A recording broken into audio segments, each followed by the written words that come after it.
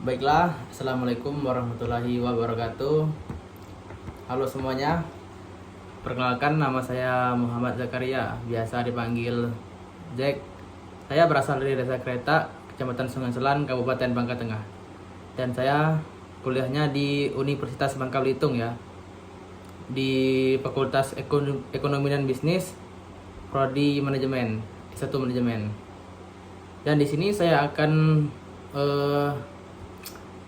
menyelesaikan tugas saya yang diberikan oleh dosen kami, yaitu meresum dan dibuat menjadi video selama 1 jam. Jadi saya ini buatkan di setiap pertemuan itu 10 menit ya. Dari pertemuan pertama sampai pertemuan ke-6. Baiklah, di sini saya akan memulainya saja. Pertemuan pertamanya ya, tentang karakteristik dan dualisme struktur. Salah guys. Karakteristik dan dualisme struktural. Ya, itu ya pertemuan pertamanya ya. Eksistensi perekonomian Indonesia tidak dapat dipisahkan dari kompleksitas atau geografisnya. Dari kompleksitas geografisnya sebagai negara kepulauan terbesar di dunia, secara inheran menciptakan tantangan sekaligus peluang distribusi kemakmuran yang masif. Dalam diskursus ini kita membedah bagaimana ruang lingkup ekonomi nasional tidak hanya mencakup aktivitas traksional di pusat urban, tetapi juga menyentuh relung wilayah terpencil yang memiliki karakteristik fundamental yang berbeda-beda. Memahami karakteristik ini memerlukan lensa multidimensi yang mempertimbangkan kepadatan penduduk yang terkonsentrasi. Ya, di Pulau Jawa yang tercatat hampir dua kali lipat ya dibandingkan kepadatan penduduk di negara-negara Eropa seperti Belgia, sehingga menciptakan disparity tekanan ekonomi terhadap sumber daya alam dan infrastruktur antar wilayah yang sangat kontras dan memperluas intervensi kebijakan yang asimetris. Berikutnya itu fenomena dualisme perekonomian Indonesia. Salah satu tesis utama dalam memahami anatomi ekonomi kita adalah kenyataan bahwa Indonesia mewarisi sifat perekonomian yang dualistik, sebuah kondisi di mana dua sistem ekonomi yang sangat berbeda derajat perkembangannya eksis berdampingan secara simultan.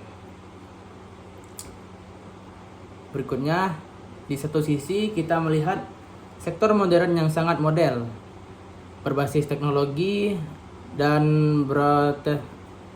berorientasi ekspor seperti industri pertambangan, perkebunan besar, serta manufaktur berskala masif yang terintegrasi dengan rantai pasar global.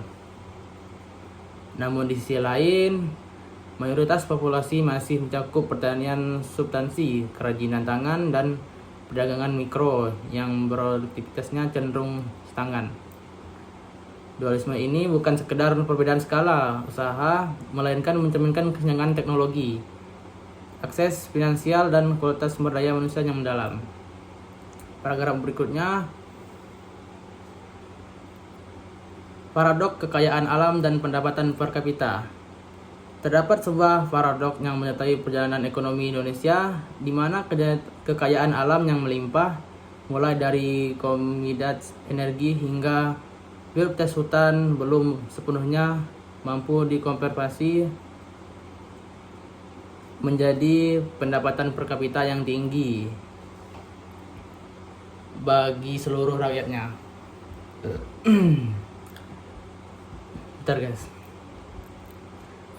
Secara statistik, tingkat pendapatan dan akumulasi kekayaan nasional kita bisa tergolong rendah jika dibanding dengan negara-negara industri lain maju, negara-negara yang maju itu. Meskipun kita memiliki modalitas sumber daya primer yang jauh lebih unggul, Hal ini mengilustrasikan adanya hambatan struktural dalam proses nilai tambah value added, di mana kita seringkali terjebak dalam peran sebagai penyedia bahan mentah daripada pengelola industri hilir yang pada akhirnya membatasi akselerasi pertumbuhan ekonomi yang inklusif yang berkelanjutan. Paragraf berikutnya yaitu kendala infrastruktur dan warisan manajemen masa lalu. Rendahnya kemampuan pengadaan dan pembangunan saran prasarana infrastruktur merupakan residu dari berbagai faktor historis dan manajerial yang kompleks. Rendahnya pendapatan per kapita masyarakat berimplikasi pada terbatasnya basis pajak nasional yang kemudian membagi ruang fiskal pemerintah untuk mendayani proyek strategis nasional secara mandiri. Lebih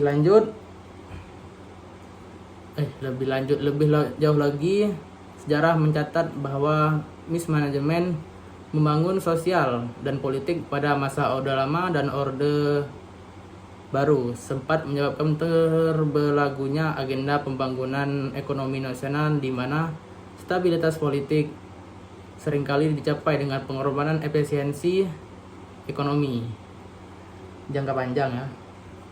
Akibatnya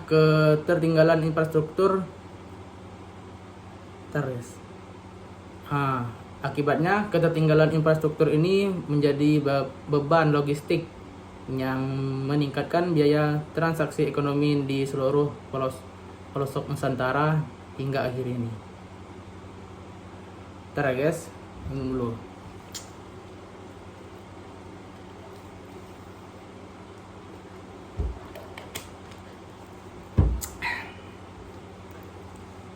Baiklah, kita lanjutkan bagian berikutnya, transformasi teori dan tantangan masa depan. Pendekatan teoritas dan pertumbuhan ekonomi memasuki babak kedua. Kita harus menelah pendekatan teoritas yang mendasari pertumbuhan ekonomi di Indonesia, di mana transisi dari masyarakat agraris menuju masyarakat industri memerlukan peta jalan yang presisi. Teori pembangunan teori pembangunan ekonomi menunjukkan bahwa pertumbuhan bukan sekedar angka absolut PDB, melainkan sebuah transformasi struktural yang mengubah cara bangsa ini berproduk dan menuntut nilai-nilai. Perubahan struktur ekonomi ini menuntut adanya pergeseran dominasi dari sektor primer yang rentan terhadap fluktuasi harga komoditas global menuju sektor sekunder dan tersier yang lebih stabil dan memiliki daya serap tenaga kerja yang lebih tinggi. Ya, begitulah.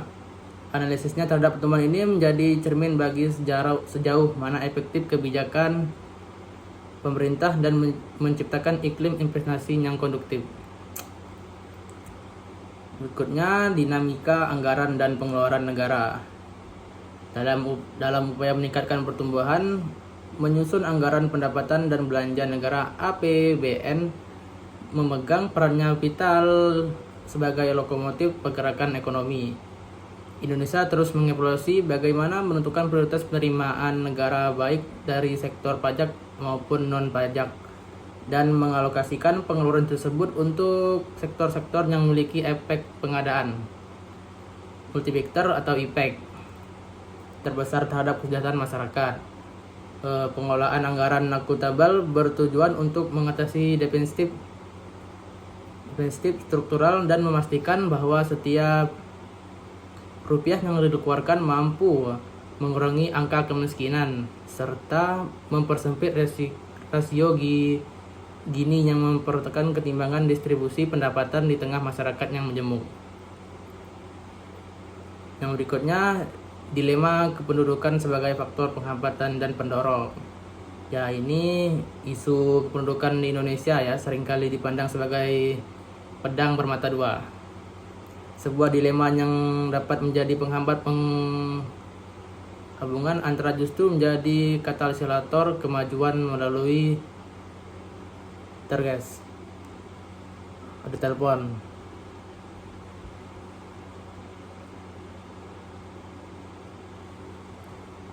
Ya, lanjutlah.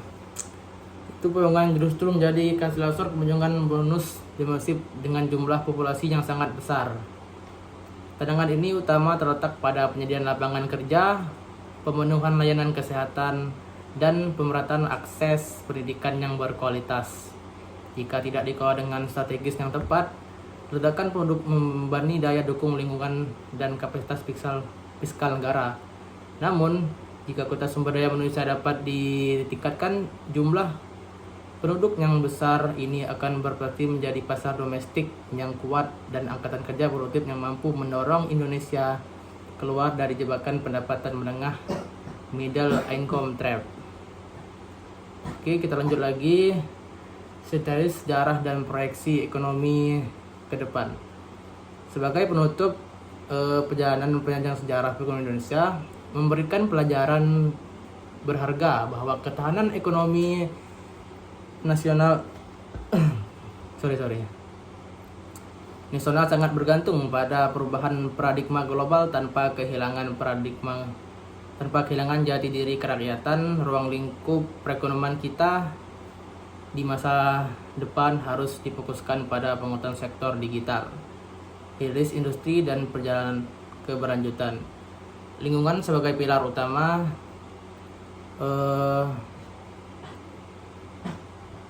Guys, struktural kita optimis bahwa transformasi ekonomi Indonesia akan menuju pada arah yang lebih mandiri, adil, dan berdaya saing global, memastikan bahwa setiap warga negara dapat merasakan dampak nyata dari kemajuan ekonomi yang kita upayakan bersama. Oke, mungkin cukup itu. Kita lanjutkan lagi di pertemuan kedua ya. Kita lanjutkan habis ini. Baiklah, di sini saya akan melanjutkan materi pertemuan kedua. Dialektika pembangunan dan pertumbuhan. Di sini saya akan menjelaskannya berparagraf ya. Paragraf pertama ini saya akan jelaskan terlebih dulu. Dekonstruksi konseptual pembangunan ekonomi. Pembangunan ekonomi bukan sekadar sebuah fenomena statistik yang terukur melalui kurva pertumbuhan, melainkan sebuah proses komprehensif yang menyentuh ranah transformasi struktur ekonomi secara menyeluruh dengan orientasi utama pada peningkatan kesejahteraan masyarakat. Dalam perspektif yang lebih dalam, kita harus mampu membedakan antara pertumbuhan ekonomi yang hanya menimbulkan pada kenaikan output atau produk domestik bruto atau bisa disebut dengan PDB. Dalam periode tertentu, dengan pembangunan ekonomi yang bersifat multifaset, pembangunan sejati melampau angka kuantitatif. Ia mencakup dimensi holistik yang melibatkan perbaikan kualitas hidup, akses terhadap pendidikan yang bermutu, serta penyediaan layanan kesehatan yang memadai. Oleh karena itu, dekonstruksi terhadap pemahaman ekonomi klasik menjadi penting untuk menyadari bahwa kenaikan pendapatan per kapita tanpa disertai pemerataan kesejahteraan hanyalah sebuah pertumbuhan tanpa pembangunan, atau bisa disebut dengan growth without development. Paragraf kedua, evolusi teori klasik dan neoklasik dalam konteks nasional. Menelah sejarah pemikiran ekonomi, kita dihadapkan pada teori klasik Adam Smith yang menekan pada kekuatan pasar dan akumulasi modal sebagai motor penggerakan utama kemajuan bangsa. Namun, dalam konteks Indonesia, teori ini harus bersinggungan dengan realitas struktur ekonomi yang memiliki residu kolonial dan dualisme sektor. Di sisi lain, teori neoklasik memberikan pendekatan pada peran krusial kemajuan teknologi dan peningkatan efisiensi faktor produksi sebagai elemen efisiensi dalam mencapai pertumbuhan jangka panjang yang stabil. Diskursus ini membawa kita pada pemahaman bahwa akumulasi modal fisik saja tidak akan cukup. Tanpa dibarengi dengan inovasi teknologi yang mampu meningkatkan produktivitas total. Relevansi teori ini tidak terlihat dari upaya pemerintah dalam menanggung industri yang berbasis pada efisiensi teknis guna keluar dari ketergantungan sumber daya alam mentah. Paragraf ketiga tentang teori Costo dan literasi terhadap teori Costo dan linearitas tahapan pertumbuhan. Salah satu kerangka berpikir yang sering digunakan dalam menganalisis posisi ekonomi Indonesia adalah teori tahapan pertumbuhan ekonomi dari W.W. Rostow. Teori ini mempostulkan bahwa setiap negara akan melewati 5 fase linear, mulai dari masyarakat tradisional hingga tahapan konsumsi masa tinggi. Indonesia saat ini tengah berada pada fase krusial pasca lepas landas, take off, di mana dorongan menuju kedewasaan ekonomi memerlukan sinergi yang kuat antara sektor manufaktur dan jasa. Namun, tantangan yang muncul adalah bagaimana memastikan bahwa transisi antar tahap ini tidak menciptakan ketimpangan antara tahap struktur yang tajam. Pertumbuhan ekonomi yang diharapkan bukan hanya sekedar perpindahan tenaga kerja dari sawah ke pabrik, melainkan sebuah evolusi mentalitas dan penguasaan teknologi yang memungkinkan bangsa ini bersaing di tingkat global dengan nilai tawar yang lebih kompetitif. Paragraf 4, integrasi sumber daya alam dan modal manusia. Faktor-faktor yang memengaruhi pembangunan ekonomi Indonesia sangatlah kompleks, melibatkan interaksi dinamis antara kekayaan sumber daya alam dan kualitas modal manusia, atau bisa disebut dengan human capital. Meskipun Indonesia dianugerahi biodiversitas dan cadangan mineral yang luar biasa, sejauh ini sejarah ekonomi membuktikan bahwa ketergantungan berlebih pada sektor primer seringkali menjadi bumerang jika tidak dibarengi dengan peningkatan kualitas sumber daya manusia. Modal manusia yang mencakup keahlian, kekuatan, dan pendidikan adalah dinamika utama akan menentukan apakah kekayaan dalam tersebut menjadi berkah, justru kutukan, atau disebut resource curse. Oleh karena itu, interpretasi strategi pada sistem pendidikan dan pelantikan kejuaraan menjadi syarat mutlak agar angkatan kerja kita mampu mengoperasikan teknologi modern dan mendorong inovasi. Terus guys, mana guys?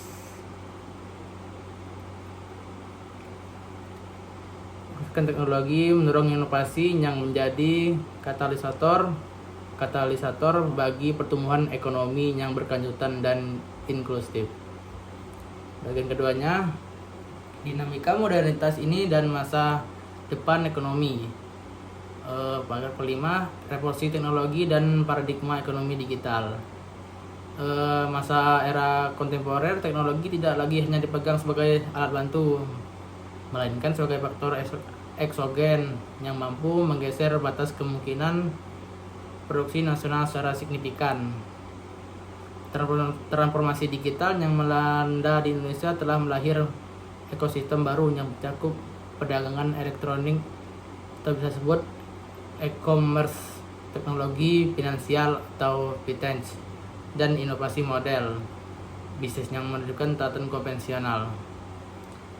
Ekonomi digital berperan penting di mana pelaku usaha mikro ini menjadi akses yang lebih luas ke pasar global yang sebelumnya tidak terjangkau bagi masyarakat milenial terutama, dan generasi setelahnya seperti Gen Z. Bagi masyarakat milenial generasi setelahnya, akses internet dan teknologi informasi telah bertransformasi menjadi kebutuhan primer yang mendorong partisipasi digital secara masif sekaligus menjadi instrumen utama dalam mempercepat proses demokratisasi ekonomi di seluruh pelosok Nusantara. Paragraf ke-6, peran strategis startup dan investasi teknologi. Pesatnya perkembangan startup unicorn di Indonesia memberikan sinyal kuat bahwa kita sedang berada di jalur yang tepat dalam peta persaingan ekonomi global.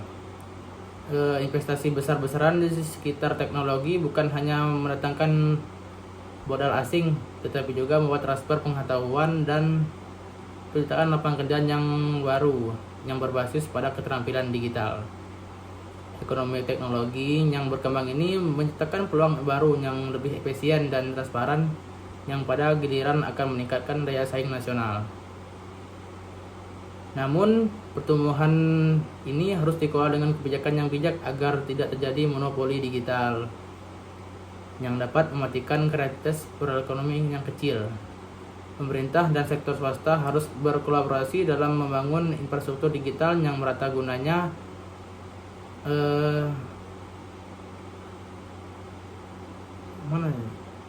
manfaat dari revolusi industri dapat dirasakan oleh seluruh lapisan masyarakat terkecuali. Baiklah, yang paragraf 7, kolaborasi multi pihak kunci keberhasilan.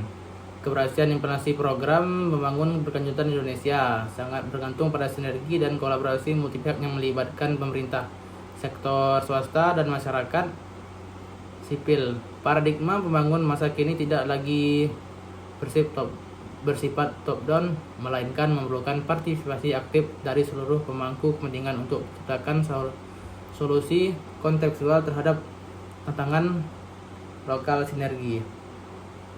Ini diperlukan untuk menjembatani kesenjangan antara kebijakan makro dan dirancang di pusat realitas mikro yang dihadapi oleh masyarakat daerah. Melalui kemitraan yang strategis, sumber daya yang terbatas dapat dialokasi secara lebih efektif.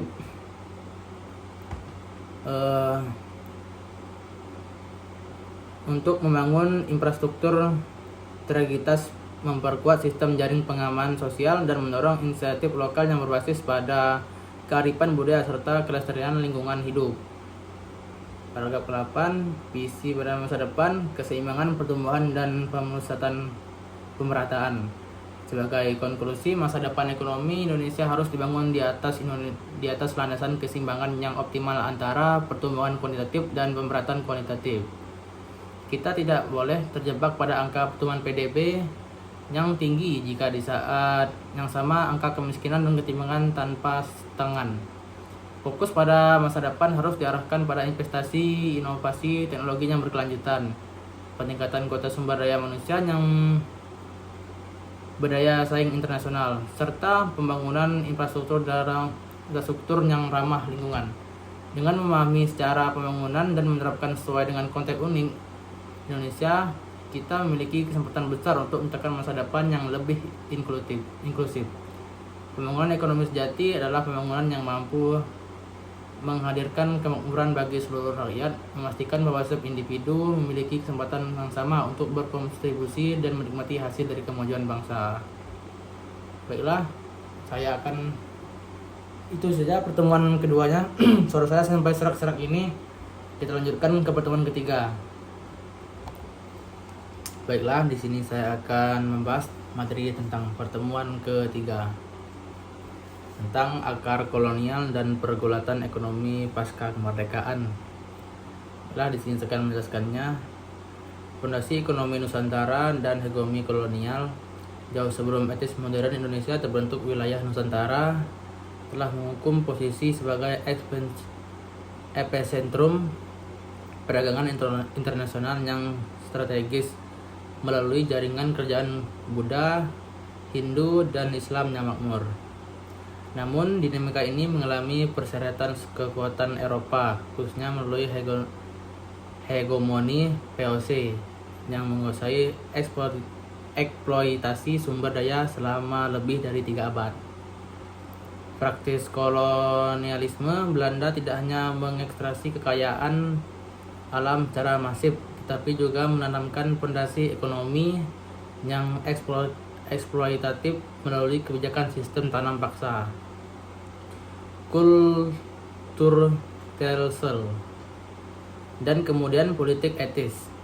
Warisan sejarah ini menyatakan struktur ekonomi yang timpang, di mana infrastruktur dan sistem hukum pada masa itu didesain semata-mata untuk memfasilitasi aliran komoditas ke pasar global, meninggalkan luka struktural dan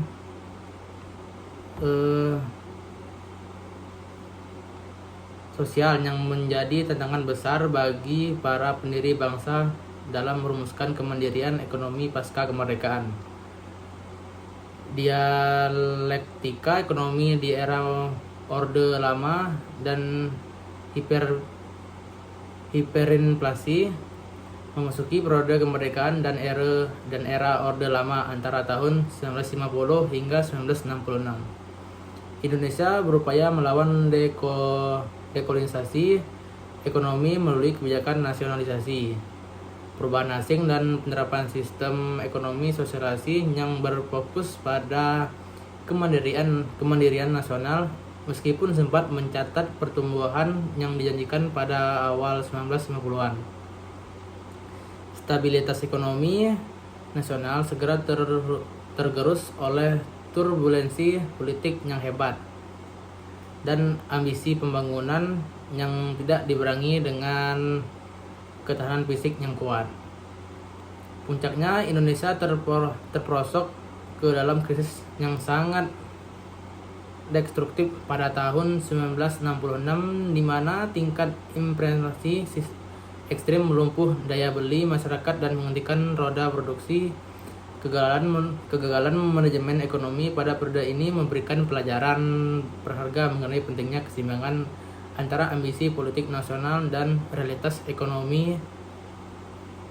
makroekonomi dan stabilitas harga sebagai persyarat pembangunan yang berkelanjutan. Stabilitas dan pertumbuhan ekspansi era Orde Baru. Transisi menuju era Orde Baru pada tahun 1966 mendai pergeseran paradigma ekonomi menuju stabilisasi dan rehabilitas melalui kebijakan yang lebih terbuka terhadap modal asing dan interaksi pasar global. Di bawah arahan tim teknokrat, pemerintah berhasil menjanjikan inflasi secara drastis dan meluncurkan serangkaian rencana pembangunan 5 tahun atau Repelita yang berfokus pada swasembada pangan serta industrialisasi substitusi impor. Selama 3 dekade, Indonesia mencatat rata-rata pertumbuhan ekonomi yang impresif di atas 77% yang berhasil mengangkut jutaan penduduk keluar dari kemiskinan ekstrim dan memperkuat basis produksi nasional secara signifikan. Namun, pertumbuhan yang pesat ini juga menyimpan keterangan laten, elit, dan ketergantungan pada utang luar negeri jangka pendek, yang pada akhirnya menjadi pemicu keruntuhan sistem ekonomi yang dihantam badai krisis finansial Asia.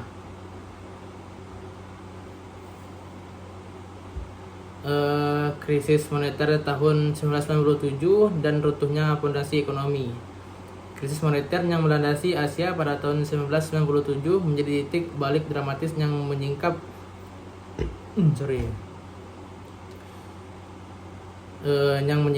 kerapuhan struktural dari model pembangunan Orde Baru. Depresi nilai pembangunan Orde Baru, depresi nilai tukar rupiah yang tidak terkendali memicu kepanikan finansial yang meluas, menyebabkan kebangkrutan massal, sektor perbankan dan korupsi yang memiliki ekspansor utang valuasi asing tinggi. Krisis ini bukan sekedar masalah ekonomi, melainkan bertransformasi menjadi krisis multidimensional yang memicu kerusuhan sosial dan perubahan rezim politik nasional.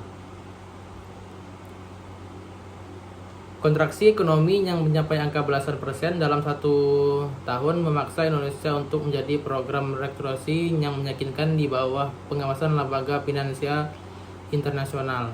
Peristiwa kelam ini menjadi momentum refleksi nasional bahwa perubahan ekonomi yang tinggi dan didasari oleh tata kelola yang baik atau good government dan sistem perbankan yang sehat akan sangat rentan terhadap guncangan ekstrim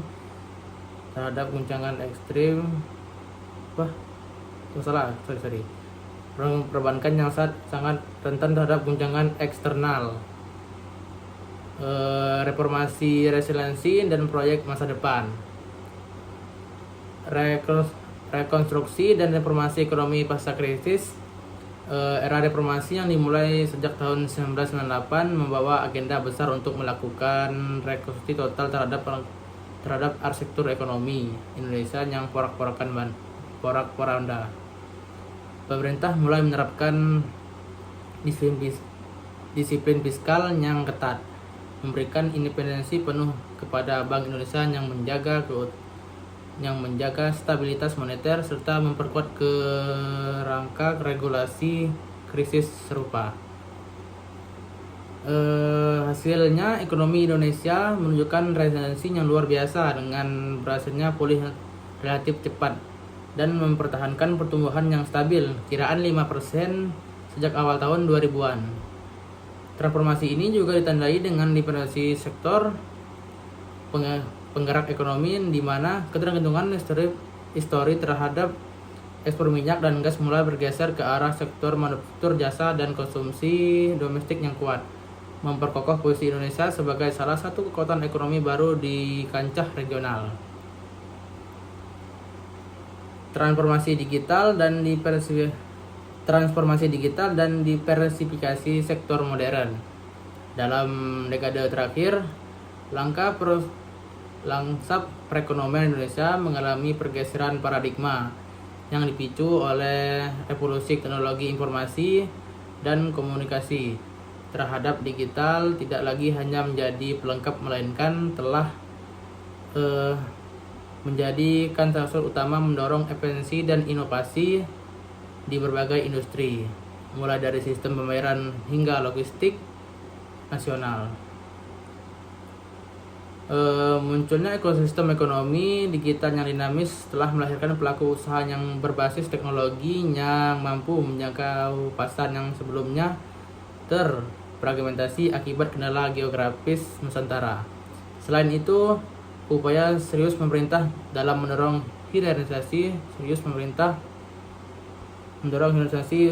untuk meningkatkan nilai tambah komoditas menjadi bukti komitmen bangsa ini untuk naik kelas dalam rantai pasar global.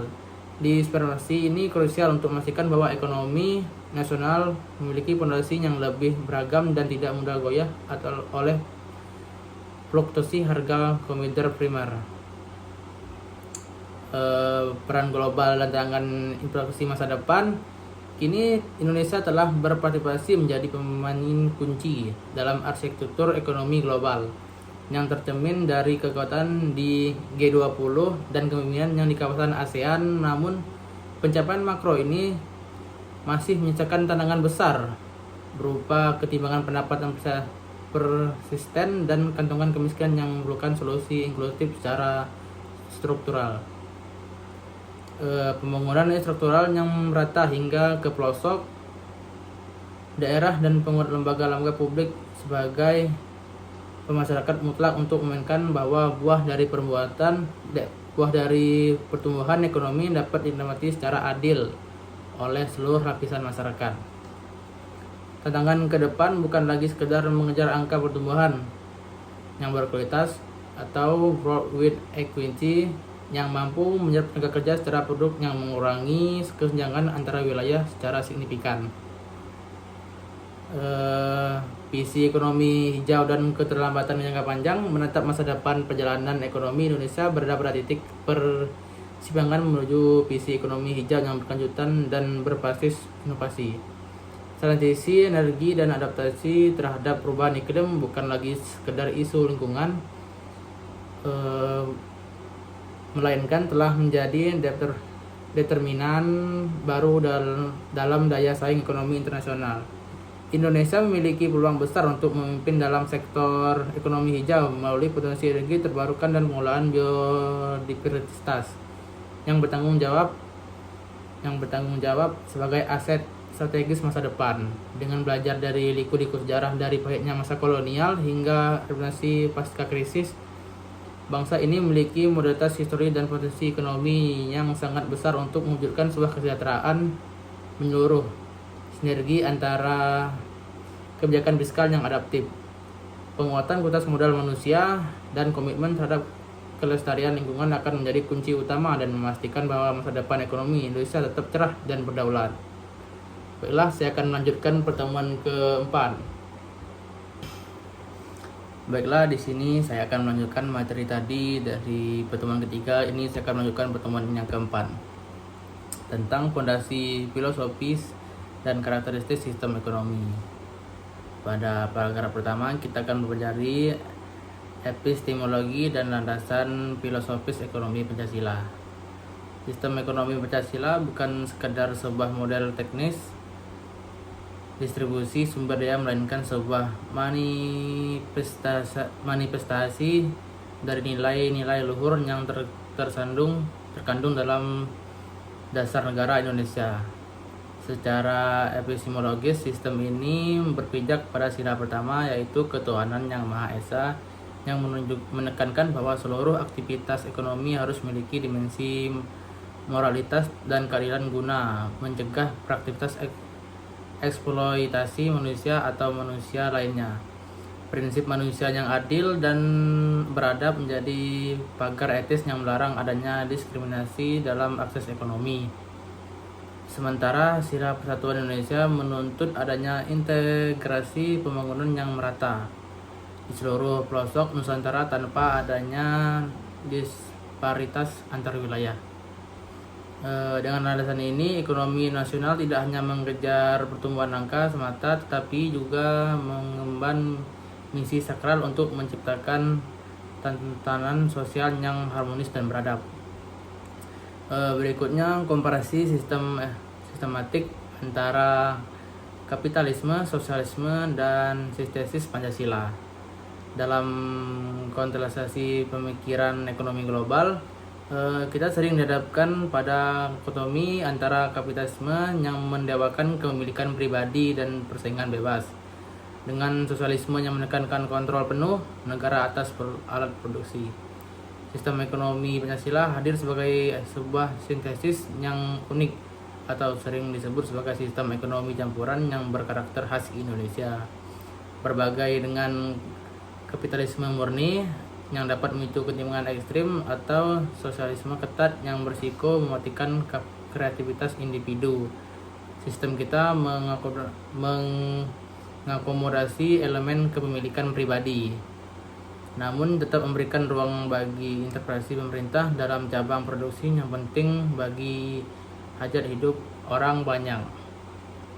Inilah yang menjadi pembeda fundamental di mana pada prinsip keadilan sosial dan kepentingan kolektif bangsa. Berikutnya, ciri utama dan perekonomian sebagai usaha bangsa bersama. Karakter utama yang membedakan sistem ekonomi Pancasila adalah menekankan pada demokrasi ekonomi, di mana kemakmurannya masyarakat harus diutamakan di atas kemakmuran individu. Prinsip ini selaras dengan mandat konstitusional bahwa perekonomian disusun sebagai usaha bersama berdasarkan atas asas kekeluargaan. Hal ini mencerminkan etos gotong royong warga negara harus memiliki kesepakatan dan akses yang sama. terhadap sumber daya ekonomi nasional. Kesejahteraan masyarakat bukan hanya sekedar slogan, melainkan target terukur yang ingin dicapai melalui perkembangan ekonomi yang berkelanjutan dan menciptakan lapangan kerja yang luas, sehingga manfaat pembangunan dapat terdistribusi sebagai inklusif kepada seluruh lapisan masyarakat dari Sabang sampai Merauke. Peran strategis koperasi dan pemberdayaan masyarakat dalam struktur ekonomi Pancasila, koperasi menempati posisi sentral sebagai sokoguru perekonomian nasional yang merepresentasikan penguatan ekonomi rakyat secara real atau nyata. Koperasi berperan sebagai instrumen untuk membedakan masyarakat ekonomi lemah, membangun ketahanan ekonomi lokal, dan memastikan bahwa nilai tambah dan aktivitas produksi tetap berada di tangan rakyat. Sinergi antara koperasi sektor swasta yang inovatif dan badan usaha milik swasta, dan badan usaha milik negara atau bisa disebut dengan BUMN, menciptakan tripartit ekonomi yang kuat untuk memperkuat roda pembangunan.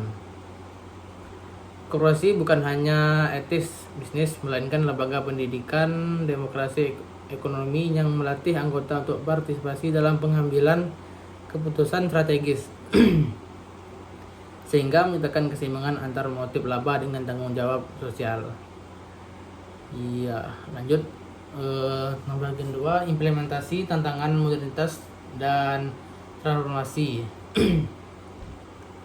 Dinamika implementasi dari era Orde Baru hingga reformasi, perjalanan sejarah menunjukkan bahwa implementasi sosial ekonomi Pancasila mengalami evolusi yang dinamis sesuai dengan perubahan konfigurasi politik nasional. Pada masa Orde Baru, fokus utama diletakkan pada pertumbuhan ekonomi yang melalui kebijakan pembangunan yang tersentralisasi, yang meskipun berhasil meningkatkan PDB secara signifikan, namun juga meningkatkan residu ketimpangan struktural. Pasca tahun 1998, era reformasi mendorong transisi menuju sistem ekonomi yang lebih demokratis dan desentralistik, dengan fokus yang lebih kuat pada kesejahteraan rakyat dan transparansi tata kelola. Perubahan ini krusial untuk mengembalikan marwah ekonomi Pancasila yang sempat terdistorsi, memastikan bahwa kebijakan masyarakat dan mampu memutuskan risiko monopoli yang merugikan kepentingan umum. Berikutnya, akselerasi teknologi dan tantangan kesenjangan digital. Memasuki era milenial dan revolusi industri 4.0, sistem ekonomi Pancasila menghadapi tantangan sekaligus peluang besar dari melejitnya teknologi digital. Inovasi teknologi memiliki potensi untuk meningkatkan efisiensi nasional dan saing global secara eksponensial. Namun di sisi lain, ia juga membawa risiko kesenjangan digital yang dapat memperlebar jurang ekonomi jika tidak dikelola dengan baik. Implementasi nilai-nilai Pancasila di era digital menuntut adanya kebijakan yang dimana akses internet dan literasi digital harus merata hingga ke desa-desa terpencil. Teknologi harus untuk mendukung kedaulatan ekonomi rakyat, seperti melalui pengembangan marketplace bagi UMKM dan sistem keuangan digital menjangkau mereka yang sebelumnya tidak tersentuh layanan perbankan konvensional atau unbanked. Berikutnya, integrasi ekonomi hijau dan keberlanjutan lingkungan. Tantangan global merupakan perubahan iklim menuntut sistem ekonomi Pancasila untuk beradaptasi menuju paradigma ekonomi hijau yang berkelanjutan. Kesejahteraan bersama dalam perspektif masa kini tidak hanya mencakup dimensi ekonomi, tetapi juga kelestarian ekonomi bagi generasi mendatang. Pengakuan terhadap dampak lingkungan dalam kebijakan pembangunan adalah bentuk nyata dari pembangunan pengalaman nilai kemanusiaan dan keadilan. Transformasi menunjukkan energi terbarukan dan praktik industri yang ramah lingkungan harus dipandang sebagai investasi strategis untuk menjaga daya dukung alam Nusantara. Dengan mengintegrasikan prinsip keberlanjutan yang dicapai hari ini tidak bisa merupakan hak-hak anak cucu kita di masa depan. Yang berikutnya, sintesis akhir relevansi Pancasila di tengah arus globalisasi. Ya, sebagai penutupnya, sistem ekonomi Pancasila tetap memilih referensi yang kuat sebagai kompras moral di tengah arus globalisasi yang seringkali bersifat transaksional dan impersonal. Sistem ini terletak pada kemampuan untuk menyeimbangkan antara efisiensi pasar dengan keadilan sosial, serta antara kemajuan teknologi dengan etos kerja yang manusiawi. Menghadapi masa depan yang penuh ketidakpastian, menguat jati diri ekonomi yang berlandasan Pancasila akan menjadi benteng pertahanan nasional sekaligus motor penggerakkan transformasi yang tangguh. Dengan komitmen kolektif dari pemerintah, sektor swasta, dan seluruh rakyat, kita optimis dapat membangun ekonomi Indonesia yang mandiri, adil dan berdaya saing tinggi, yang mandiri, adil dan berdaya saing tinggi demi mewujudkan cita-cita luhur kemakmuran rakyat sebenar-benarnya. Baiklah, kita akan lanjut ke pertemuan kelima. Baiklah, di sini saya akan melanjutkan materi pertemuan yang kelima. Di sini hari sudah menunjukkan pukul 1.33. Mata saya sudah merah. Baiklah, langsung saja untuk mempercepat waktu. Epistemologi pendapatan nasional dan metodologi. Konseptualisasi pendapatan nasional sebagai barometer kesejahteraan. Pendapatan nasional merupakan sebuah konstruk fundamental dalam makroekonomi yang berfungsi sebagai indikator komprehensif untuk mengukur agregat nilai seluruh barang dan jasa akhir yang dihasilkan oleh suatu bangsa dalam satu temporal tertentu. Dalam diskursus ekonomi, pembangunan variabel ini tidak hanya dipandang sebagai angka nominal statistik, melainkan sebagai cermin dari kapasitas produktif suatu negara dan manifesti dari standar hidup rata produknya. Pemahaman yang mendalam mengenai pendapatan nasional memungkinkan para pengambil kebijakan mementaskan distribusi kekayaan dan mengevaluasi efektif alokasi sumber daya secara makro. Oleh karena itu, analisis terhadap fluktuasi pendapatan nasional per kuartal maupun per tahun menjadi krusial dalam mendekati dinamik ekonomi dan merumuskan strategi interpretasi prediksi guna menjaga stabilitas pertumbuhan di tengah ketidakpastian pasar global. Paragraf kedua, analisis distingsi antara PDB dan PNB dalam aliran pendapatan. Dalam pengukuran denyut nadi ekonomi, kita harus mampu membedakan secara rigid antara produk domestik bruto atau PDB dan produk nasional bruto atau PNB. Nah, sebagai dua instrumen pengukuran yang memiliki fokus spasial dan kewarganegaraan yang berbeda, PDB menitik beratkan pada total produk yang dihasilkan dalam batas teritorial suatu negara tanpa memandang kewarganegaraan pelaku ekonominya, sehingga sangat relevan untuk mengukur daya tarik investasi dan aktivitas manufaktur domestik. Sebaliknya, PNB mencakup seluruh pendapatan yang dihasilkan oleh warga negara, termasuk mereka beroperasi di luar negeri yang memberikan gambaran mengenai kekuatan akumulasi modal nasional di kancah internasional. Disagresi ini menjadi sangat penting bagi Indonesia untuk memahami sejauh mana ketergantungan kita terhadap investasi asing yang dibanding dengan kontribusi real warga negara dalam struktur pendapatan nasional secara keseluruhan. Berikutnya, sinestik 3 pendekatan metodologi perhitungan. Akurasi perhitungan pendapatan nasional dicapai melalui sinergi 3 pendekatan metodologis yang saling melengkapi, yaitu metode produksi, pendapatan pengeluaran. Metode produksi berfokus pada penyembelahan nilai tambah value added dari berbagai sektor ekonomi seperti pertanian, industri, dan jasa guna menghindari penghitungan ganda yang dapat mengetes data. Sementara itu, metode pendapatan menolak keimbangan yang terlibat oleh faktor-faktor produksi, mulai dari upah tenaga kerja, sewa tanah, bunga modal, hingga laba perusahaan, yang mencerminkan bagaimana kekayaan distribusi ditingkatkan fungsionalnya.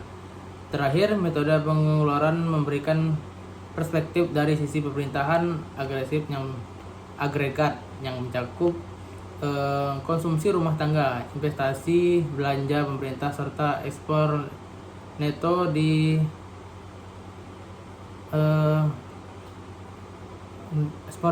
integrasi. Ketiga, metode ini memberikan validasi silang yang esensial bagi kredibilitas data ekonomi nasional. Berikutnya, dinamika komponen dan kontribusi ekonomi.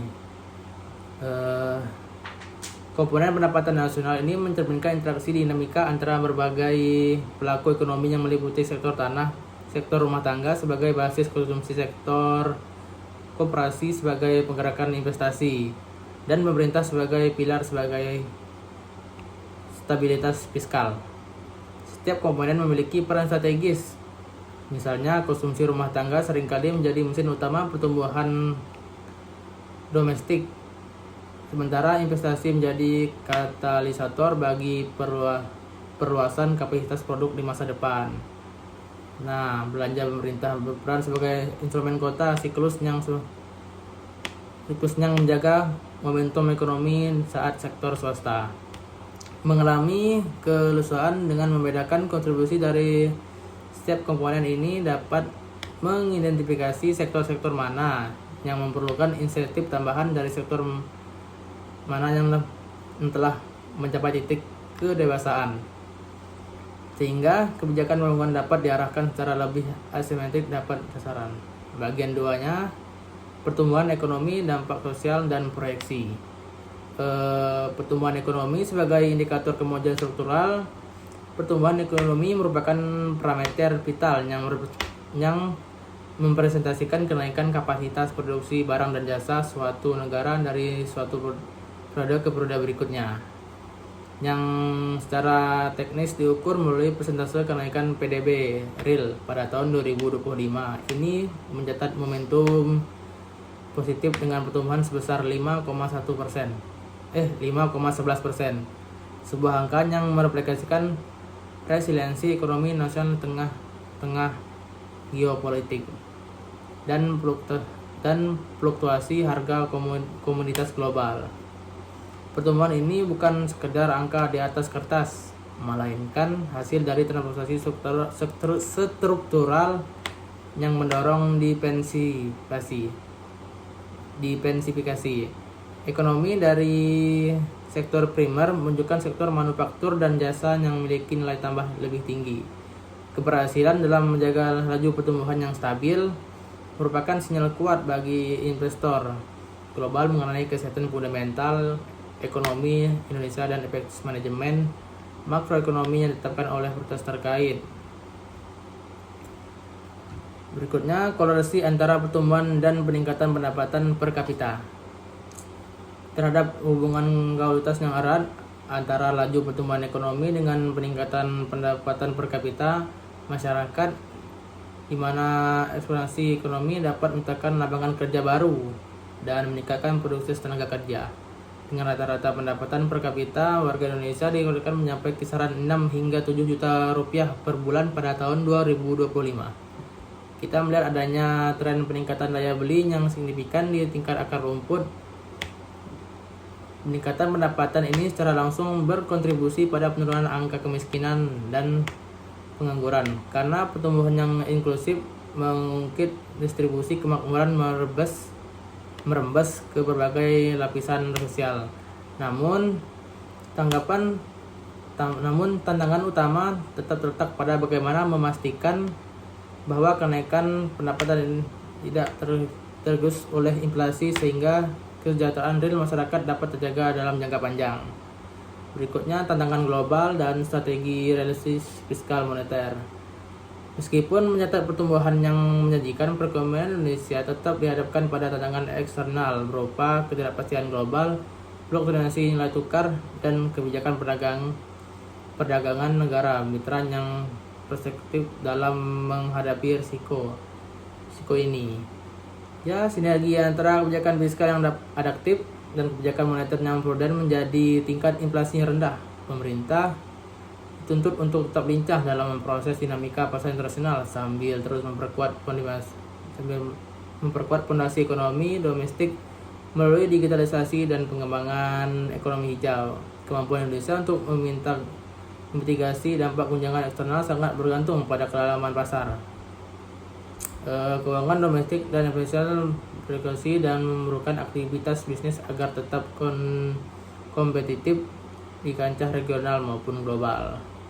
Berikutnya, visi masa depan, inovasi inklusif dan keberlanjutan.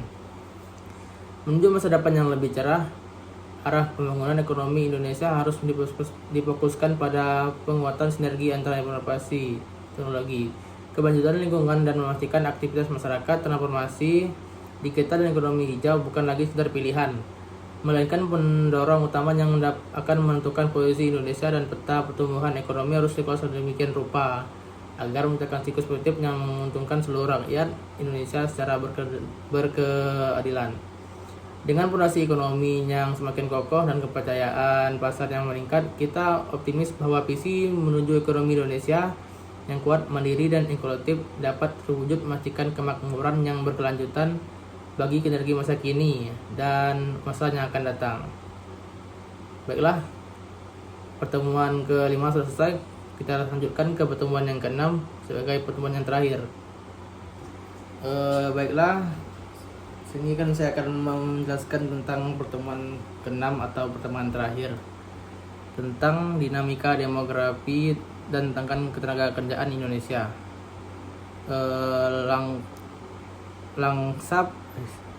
Langkap demokrasi dan agresif pengerjaan angkatan kerja. Eksistensi Indonesia sebagai negara berpenduduk terbesar keempat di dunia dengan proyeksi populasi melampaui 280 juta jiwa pada tahun 2026, mendapati bangsa ini pada titik krusial dalam sejarah pembangunan ekonomi makro. Fenomena ini bukan sekedar statistik angka, melainkan representasi dari besarnya angka kerja yang mencapai lebih dari 155 juta orang yang secara inheren membawa konsekuensi logis terhadap tekanan pasar tenaga kerja di nasional. Tingkatan partisipasi angka kerja atau TPAK yang berada di kisaran 70 hingga 72% mencerminkan besarnya energi produktif yang tersedia, namun sekaligus menyingkap tantangan distribusi yang sangat asimetris. Konsentrasi penduduk yang masih terpusat di Pulau Jawa menciptakan disparitas ketenagakerjaan antar wilayah yang dalam, di mana pusat-pusat pertumbuhan urban mengalami saturasi tenaga kerja, sementara wilayah regional lain hanya berujung dengan ketenagakerjaan akses terhadap lapangan pekerjaan yang berkualitas. Berikutnya, anatomi pengangguran dan kompleksitas struktural ketenagakerjaan. Nah, masalah pengangguran Indonesia ini harus dipahami melalui lensa yang dimultimediasi, mulai dari aspek friksional,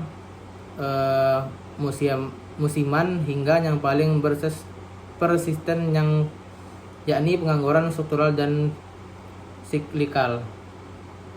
Pengangguran struktural muncul sebagai residu dari ketidaksetaraan antara kompetensi yang dihasilkan oleh lembaga pendidikan dengan kualifikasi yang dibutuhkan oleh industri modern yang seringkali diperparah oleh fenomena mismatch keterampilan di era diskusi. Selain itu, dominasi sektor informal dalam menyerapkan tenaga kerja menjadi pedang bermata dua. Di satu sisi ia berfungsi sebagai katup pengaman ekonomi, namun di sisi lain ia seringkali menawarkan pekerjaan dengan perlindungan sosial yang minim dan produktivitas yang rendah. Dampak dari kegagalan dan menyerap tenaga kerja secara optimal tidak hanya memproduksi daya beli masyarakat yang merupakan motor utama PDB, tetapi juga berpotensi memicu degradasi stabilitas sosial melalui peningkatan angka kemiskinan dan kriminalitas yang dapat menghambat target pengangguran jangka panjang. Berikutnya, transformasi SDM dan sinergi kebijakan pasca pandemi. Meskipun data menunjukkan pengangguran pasca pandemi COVID-19 sebagai sinyal pemulihan ekonomi, pekerjaan rumah dalam meningkatkan kualitas modal manusia tetap menjadi agenda yang sangat mendesak. Masa depan Indonesia sangat beruntung pada kemampuan kita untuk mengonversi jumlah penduduk besar yang menjadi aset strategis melalui investasi masif pada sistem pendidikan kejujuran, program sertifikasi kompetensi, dan stimulus fiskal yang aktif. Kebijakan program pada karya ini dan dukungan penempatan tenaga kerja Indonesia atau bisa disebut dengan TKI ke luar negeri yang sesuai dengan regulasi harus diintegrasikan dengan strategi dengan strategi industrialisasi yang mampu menciptakan lapangan kerja bernilai tambah tinggi. Bentar ya, minum dulu guys.